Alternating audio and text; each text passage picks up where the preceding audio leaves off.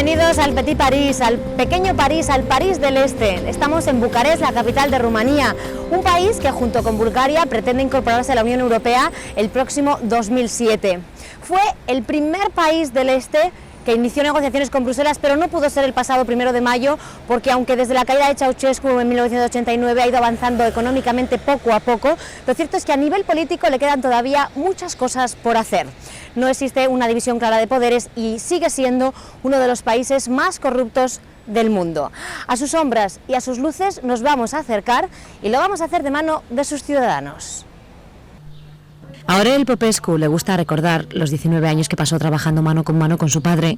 De él aprendió todo sobre el arte de hacer iconos. Pretendía ganarse la vida con ello, pero es imposible. Eu zic că în România, pentru un trai decent, traiul decent însemnând să nu neapărat să mergem fiecare. Hoy es agente aduanero. Entre su salario y lo que recibe en negro de aquellos que quieren pasar la aduana, consigue salir adelante. Ești forțat de împrejurări să mai lucrezi în plus pentru a câștiga traiul, bani pentru a pleca în concediu, dar în timpul anului noi... Ellos, como otros rumanos que aprovecharon la caída de Ceausescu, tienen suerte porque además de trabajo compraron entonces una casa. Hoy el valor de los inmuebles se ha triplicado. Un piso de 4 habitaciones ronda en Bucarest los 40.000 euros. Los tipos de interés están al 7%, así que con los bajos salarios que hay, pocos se lo pueden permitir. Para las empresas europeas o las grandes multinacionales el panorama es otro. Este es el momento idóneo para invertir. Carrefour, por ejemplo, ha empezado a levantar ya grandes superficies allá donde otrora estaban los circos de la muerte, los comedores comunitarios. Empresas españolas como Fadesa o Coren han entrado también. Un mercado potencial de 22 millones de personas les está esperando. De momento, la mayoría de esa gente sigue haciendo sus compras en mercados como este. De hecho, es el único país del este, Rumanía, que todavía no tiene una economía de mercado funcional. A esto hay que añadir el problema de la corrupción. Sí, que la encontramos, la conocemos, si tenemos que resolver un problema, tenemos que saber cómo hacerlo, porque si no nos quedamos sin resolver ese problema. Son cosas... qué sé yo, que van desde una pequeña atención, un paquetito de cigarrillos americanos, posiblemente hasta cosas más serias. A la corrupción hay que añadir la falta de independencia de la justicia y la falta de libertad de expresión, asuntos sobre los que Bruselas les hará un seguimiento muy de cerca en la cuenta atrás que ha empezado ya cara a su incorporación a la Unión Europea en el 2007.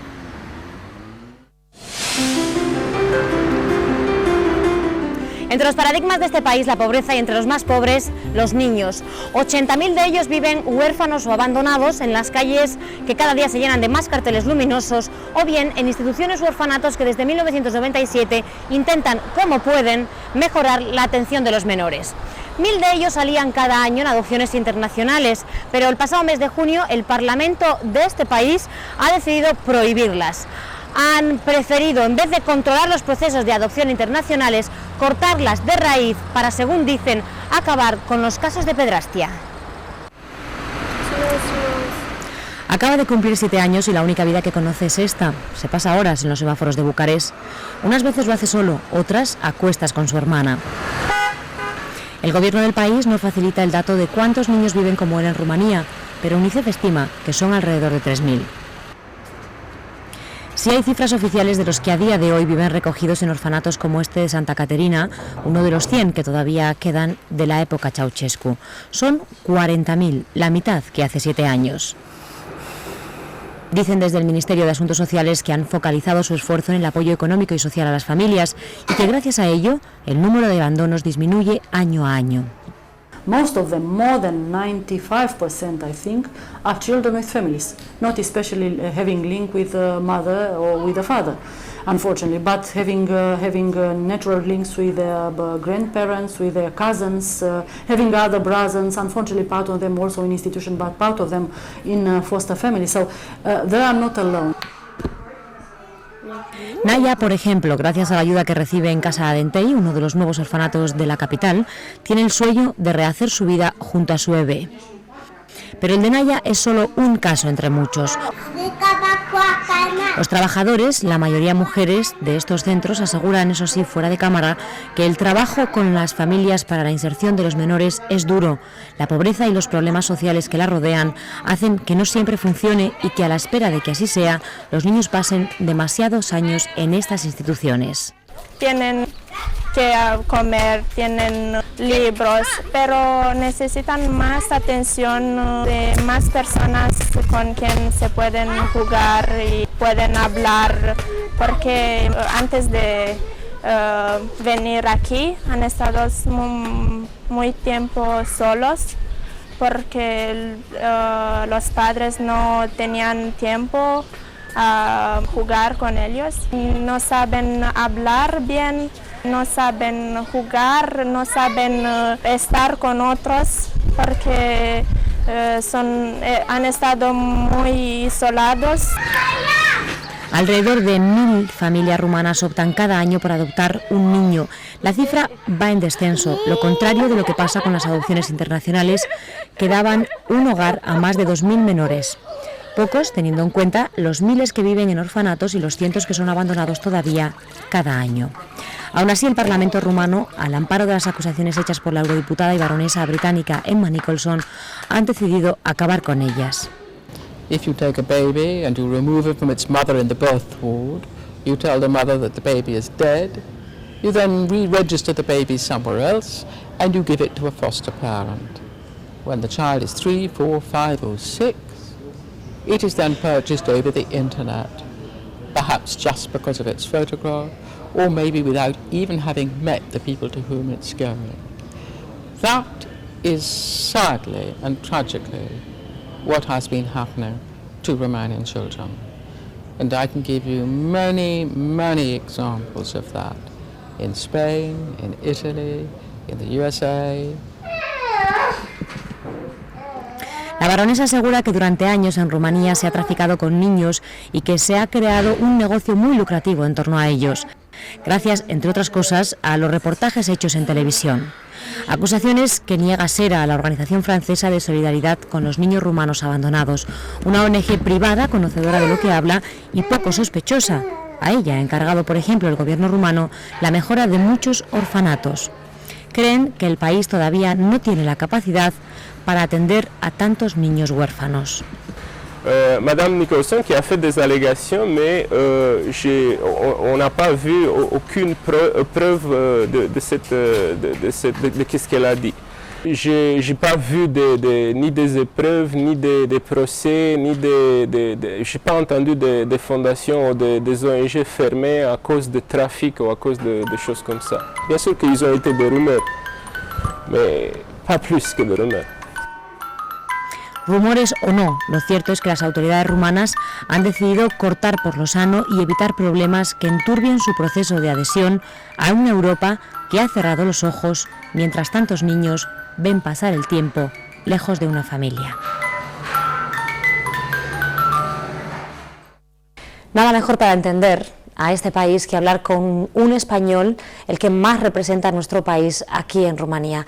Me refiero al embajador español en este país. Muchísimas gracias por estar con CNN Plus y antes de nada quisiera que habláramos del tema de esa prohibición, o a lo mejor no es una prohibición tal cual, pero ese impedimento a las adopciones internacionales en nuestro país nadie lo entiende. ¿Están entonces tan bien los niños rumanos en este país como para que no tengan que salir de aquí? Yo creo que no, yo creo que ese es uno de los problemas que más me preocupan y que preocupan también a las familias españolas interesadas en la situación de la infancia en Rumanía y que preocupan pues, a los países que han venido siguiendo este tema más de cerca, como Francia, Italia o España.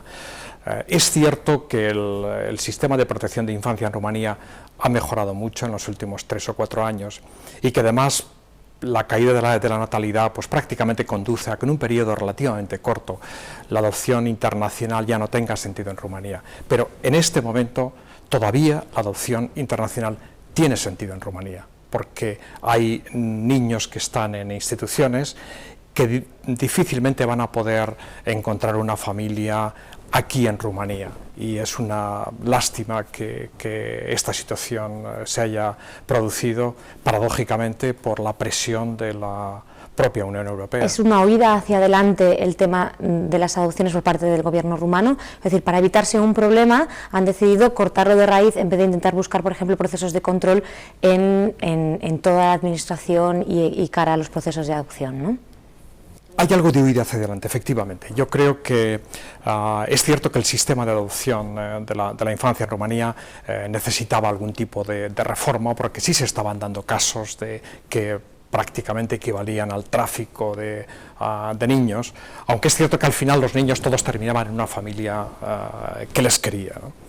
Pero ha sido la presión de la Unión Europea, en el fondo, la presión del Parlamento Europeo, la presión de la Comisión, en el fondo ha ido en la misma línea de lo que el gobierno rumano quería, que era eliminar el problema de la protección de la infancia como uno de los obstáculos en el camino de Rumanía hacia la Unión Europea.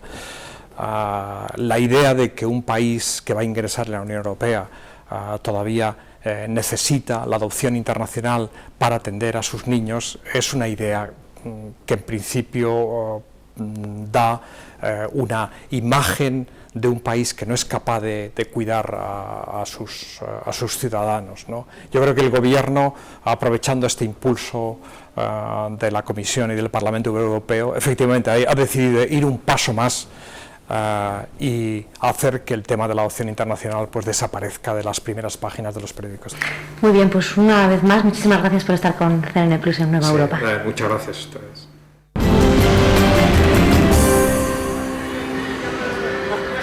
De Rumanía hay además otros aspectos importantes que resumimos ahora de forma breve.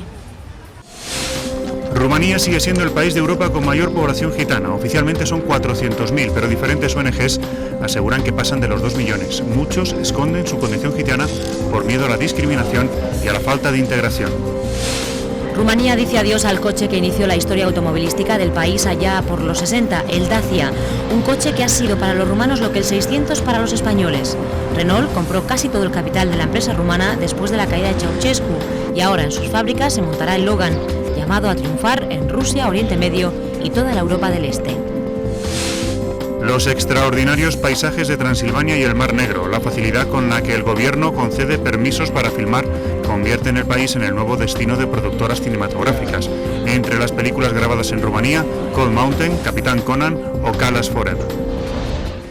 Así terminamos, abandonamos Rumanía, un país que espera su oportunidad para poder engancharse al tren de la Unión Europea.